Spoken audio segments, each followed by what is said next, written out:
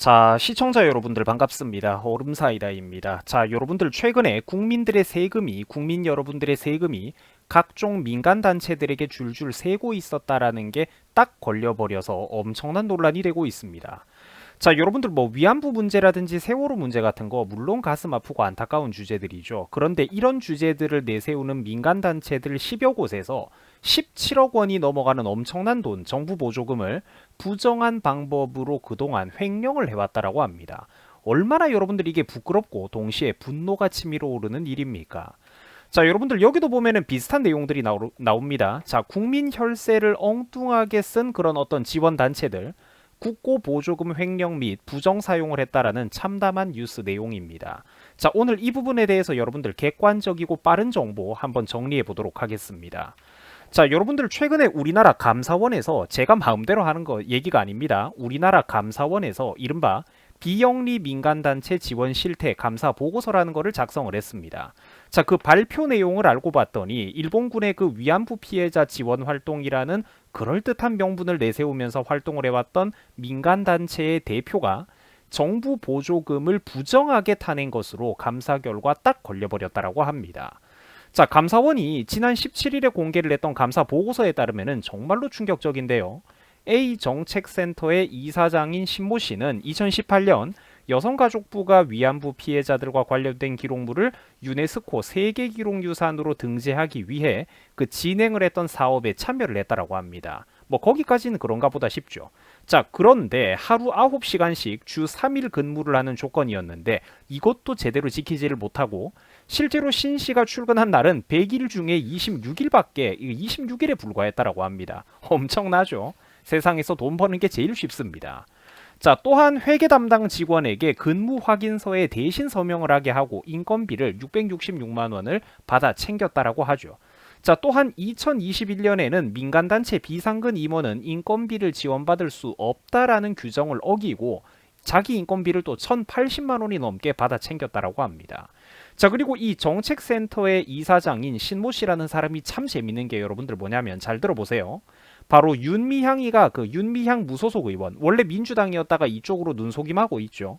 윤미향 무소속 의원에 앞서서 정의기억연대의 전신인 한국정신대문제대책협의회에서 상임대표를 지냈던 인간이라는 겁니다.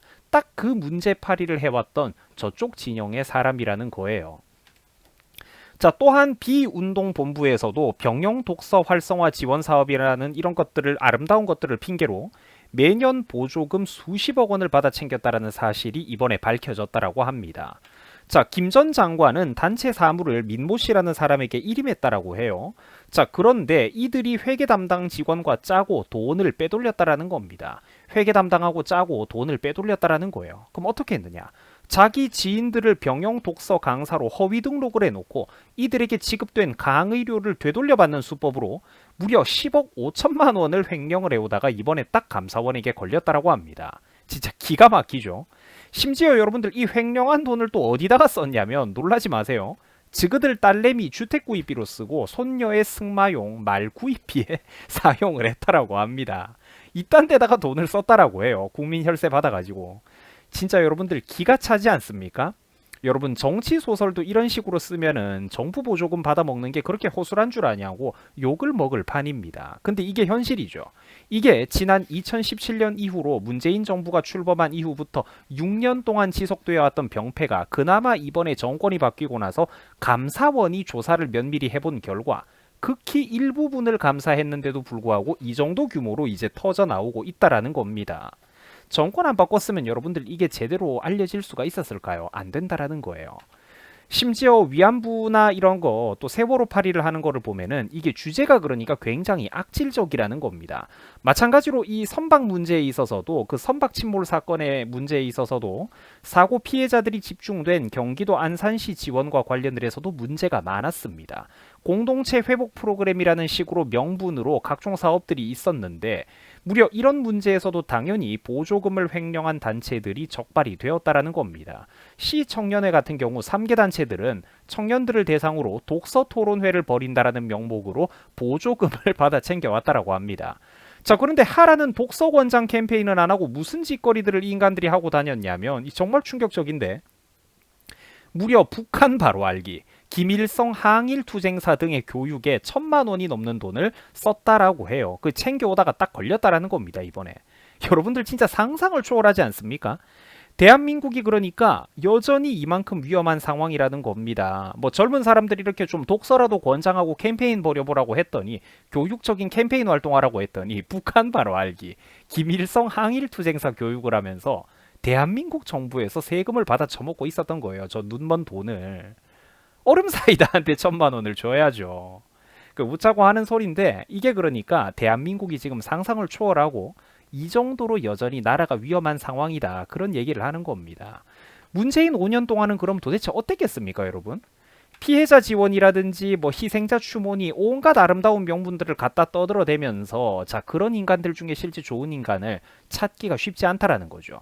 수백억을 갖다 퍼붓고 세금을 끌어다가 먹고 있었는데 성과가 없다라고 하죠. 당연합니다. 애초에 떠오를 진실 같은 거는 없었거든요.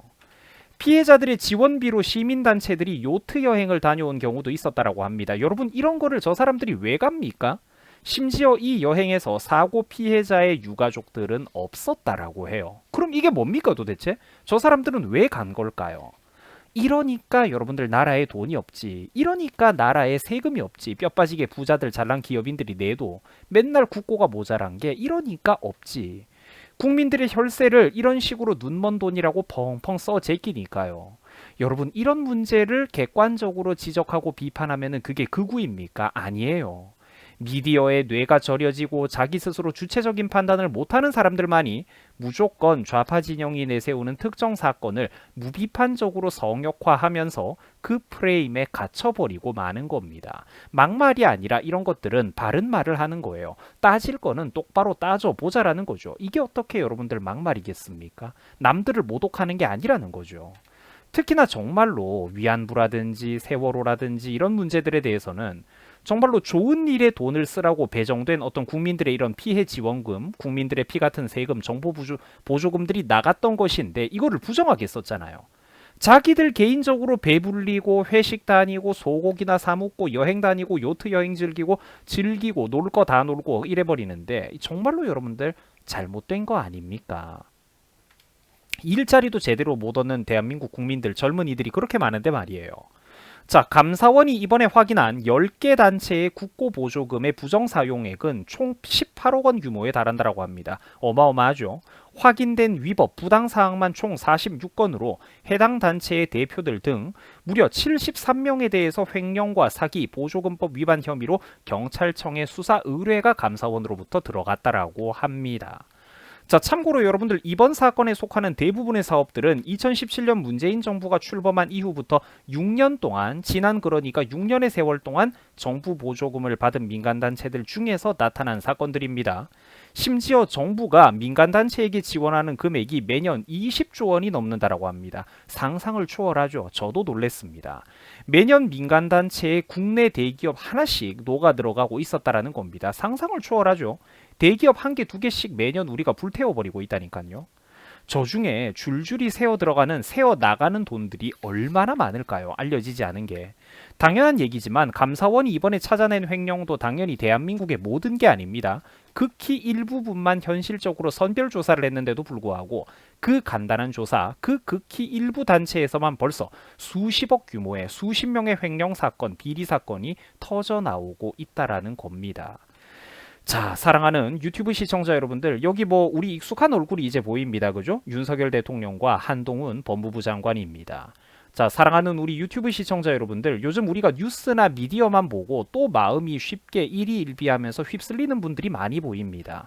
자, 그런데 여러분, 첫 숟가락에 우리가 배가 부를 수는 없는 법입니다. 물론 답답한 것들도 있기야 있죠. 근데 그러면서도 한편으로는 우리는 피하 구분을 똑바로 해줘야 된다라는 겁니다. 그러면은 여러분들, 우리가 지난 대선 그때 당시로 돌아가면은 정권을 잘못 뽑은 걸까요? 아닙니다. 그거는 아니에요. 우리는 국민으로서 명백한 최악의 선택지를 우리는 현명하게 피했고, 주어진 상황 안에서 그때 당시에 최선의 선택을 냉정하고 이성적으로 내렸습니다. 우리는 잘못된 선택을 내리지 않았어요. 그럼 반대로 여러분들, 그때 당시에 문재인, 이재명 이런 애들이 권력을 승계했으면 대한민국에 무슨 일이 벌어졌을까요? 과연 오늘 보셨던 그 수많은 딱 주제도 저쪽 애들이 그토록 내걸었던 그런 주제들, 성역들에 대해서 거기 관련된 시민단체들이 무슨 짓을 했습니까? 수십억, 수백억 규모로 혈세를 부정수급을 하고 횡령 비리를 저질렀죠. 그런 게 이 양반들이 집권했으면은 저게 밝혀질 수가 있었을까요? 절대로 안 된다라는 겁니다. 그 시민단체들이 훨씬 더 거대해지면서 대한민국의 국가재정만 눈 녹듯이 녹아내렸을 거예요. 정부 빚은 문재인이가 늘려놨던 것보다 더더욱 폭발적으로 늘어났을 거라는 겁니다. 위안부라든지 세월호 같은 문제들은 그동안 국민 선동, 미디어 선전도 엄청나게 좌파들이 해왔던 주제들입니다.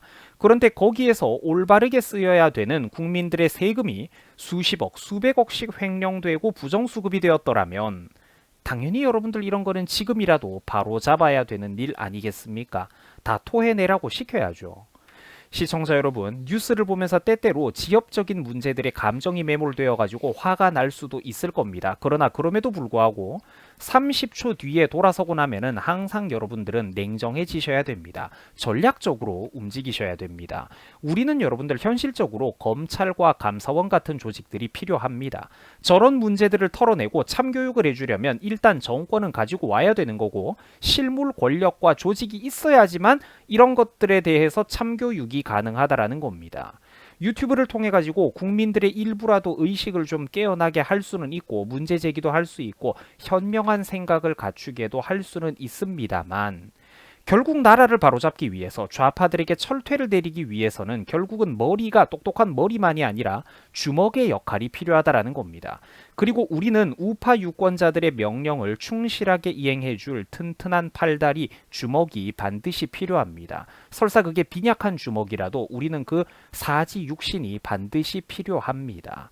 자, 시청해 주셔가지고 대단히 감사드립니다. 여러분들 항상 냉정해지셔야 됩니다. 그리고 전략적으로 움직이셔야 됩니다. 아무리 화가 나는 일이 있고 마음이 선동되고 휩쓸리는 일이 있더라도 딱 30초만 심호흡을 크게 하고 나서 정신을 차리기 바랍니다. 여러분들 수고하셨습니다. 고맙습니다.